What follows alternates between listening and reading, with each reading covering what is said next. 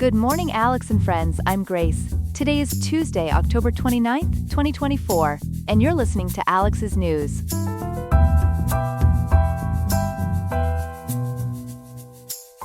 The high in Riverside today will reach 68.7 degrees, with a low of 52.4, so it's a good day to enjoy some outdoor activities. Coming up on Alex's News, we'll explore the potential impact of Steve Bannon's release on the final stretch of the 2024 presidential race. We'll also dive into California's Proposition 33 and its possible effects on rent control policies across the state. Finally, we'll take a look at America's preparedness for nuclear emergencies and the measures in place to protect citizens. Stay tuned for these stories and more on Alex's News.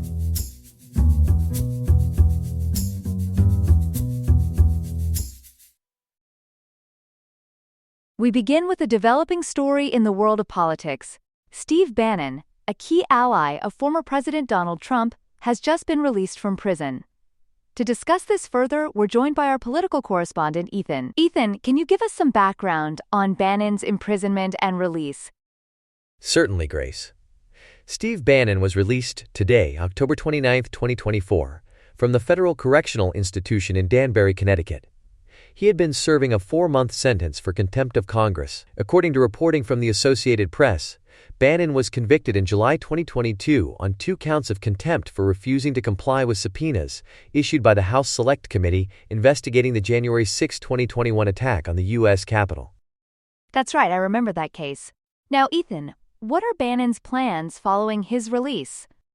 Well, Grace, Bannon isn't wasting any time. He's scheduled to hold a news conference in Manhattan today and plans to resume his podcast, Bannon's War Room. This podcast has a significant following among right-wing listeners, so his return to the airwaves could potentially have some political impact.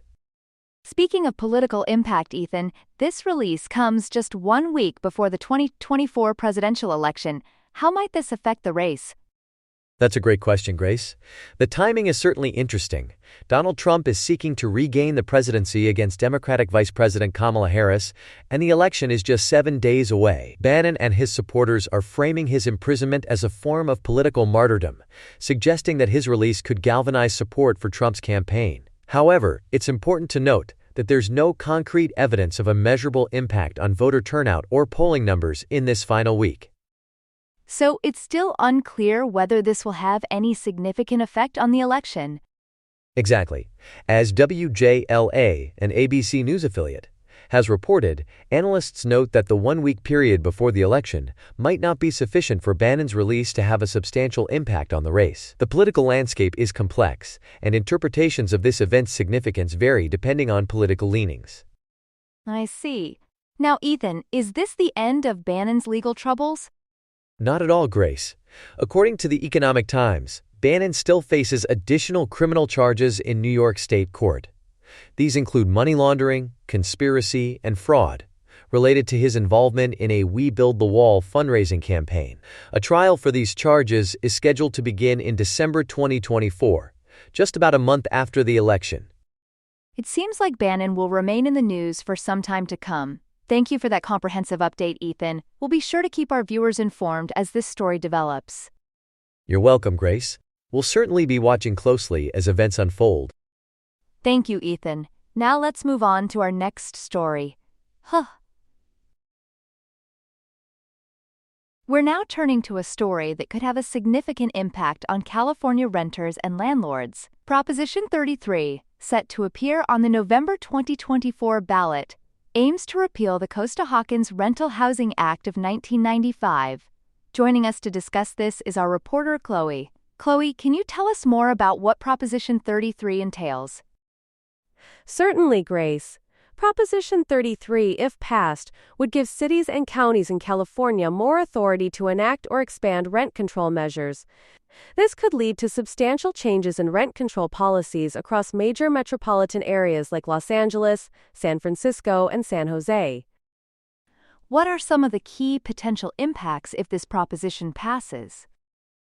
There are several potential impacts, Grace. First, cities and counties would gain the power to implement rent control on a wider range of properties, including newer buildings, single-family homes, and condominiums that are currently exempt under Costa-Hawkins. Additionally, cities could potentially lower existing rent increase limits. For example, Los Angeles might reduce its current 3 to 8% cap, while San Francisco could adjust its cap, which is currently set at 60% of the Consumer Price Index, or 7%, whichever is lower. That's interesting, Chloe. Are there any other changes that tenants might see? Yes, there are. Local governments could strengthen eviction protections, extend notice periods, and add more specific grounds for challenging evictions.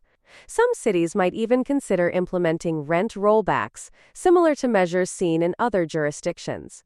Furthermore, while state law currently allows landlords to reset rents to market rates when units become vacant, cities could explore ways to limit this practice if Prop 33 passes. It sounds like this could have a significant impact on the rental market.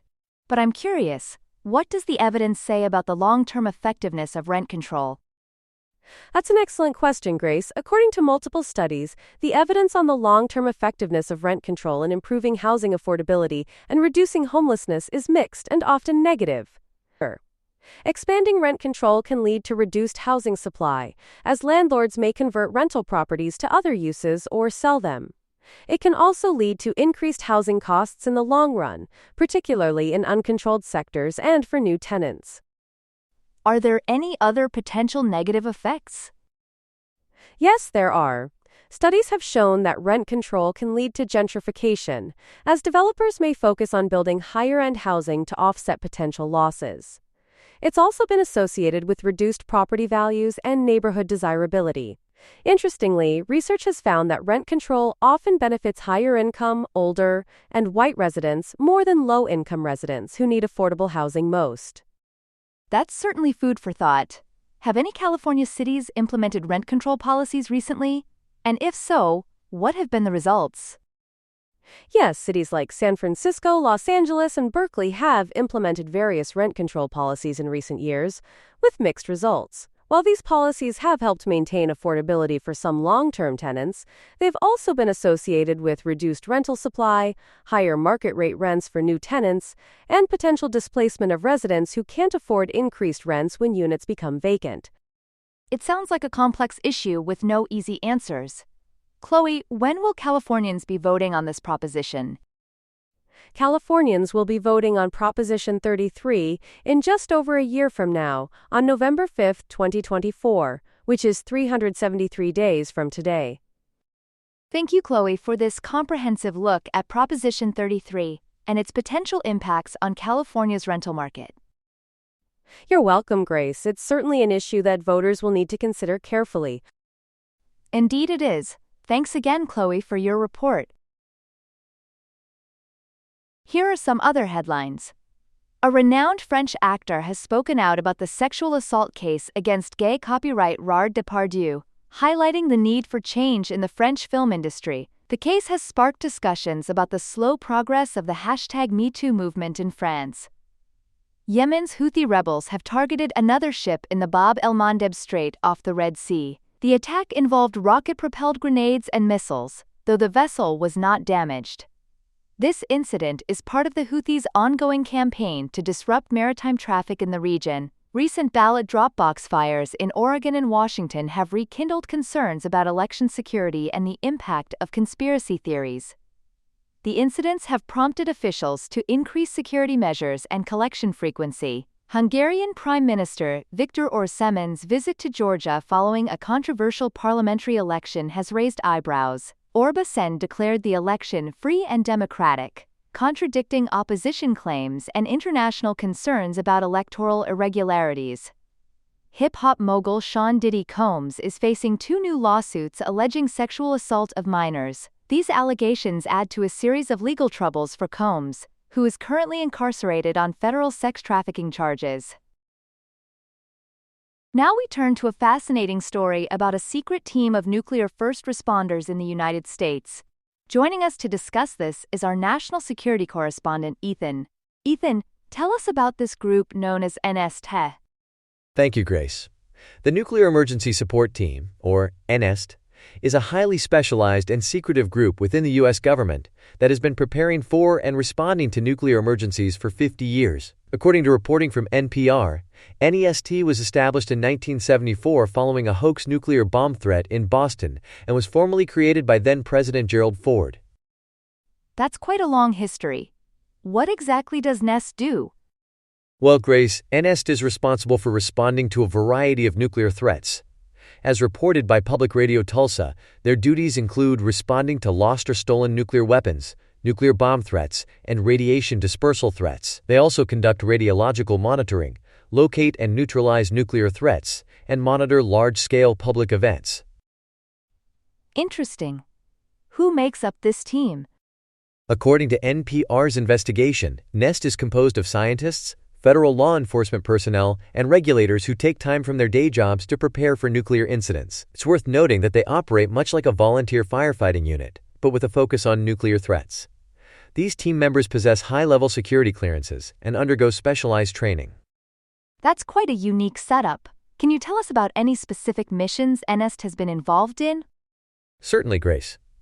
While many of their operations remain classified, we do know of a few notable missions. As reported by Yellowstone Public Radio, NEST was involved in recovering debris from a crashed Soviet reconnaissance satellite in Canada in 1978. They also assisted during the 3 Mile Island nuclear power plant incident in 1979 and helped in Japan after the Fukushima nuclear power plant meltdown in 2011. It sounds like they've been involved in some significant events. What kind of equipment does NEST use? NEST utilizes some very sophisticated equipment, Grace. According to NPR, they use helicopters painted in civilian color schemes to avoid a military appearance. These aircraft are equipped with advanced radiation detection systems that provide real-time measurements of air and ground radiation contamination. In fact, their new Augusta-Westland AW-139 helicopters offer 50% more gamma detection capability compared to previous models. That's impressive technology. How quickly can NEST respond to an emergency? NEST is designed for rapid deployment, Grace.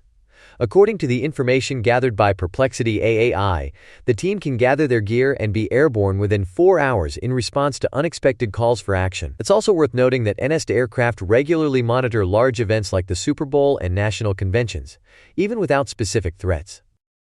Given the sensitive nature of their work, how much does the public know about NEST? That's an interesting question, Grace. Despite their secretive nature, NEST is actually trying to be more open about its mission. According to NPR, key figures in the organization, such as Rick Christensen, director of the National Nuclear Security Administration's Office of Nuclear Incident Response, and Wendell Smith, deputy undersecretary for counterterrorism and counterproliferation at the Department of Energy, emphasize that knowing NEST exists can help people feel safer. Well, it certainly is reassuring to know we have such a dedicated team working to keep us safe. Thank you for sharing this information with us, Ethan. You're welcome, Grace. It's important to note that while we may not hear about their specific successes, NEST continues to play a critical role in our national security. Thank you, Ethan, for that insightful report. This has been Story 3 of 3 for today, October 29th, 2024. Stay tuned for more news after the break. That's all we have for now. Today's episode was made by Alexander King, with Claude Sonnet 3.5, the Perplexity API, and the Google Cloud Text-to-Speech API. I hope you have a great day. I'll see you tomorrow, Alex.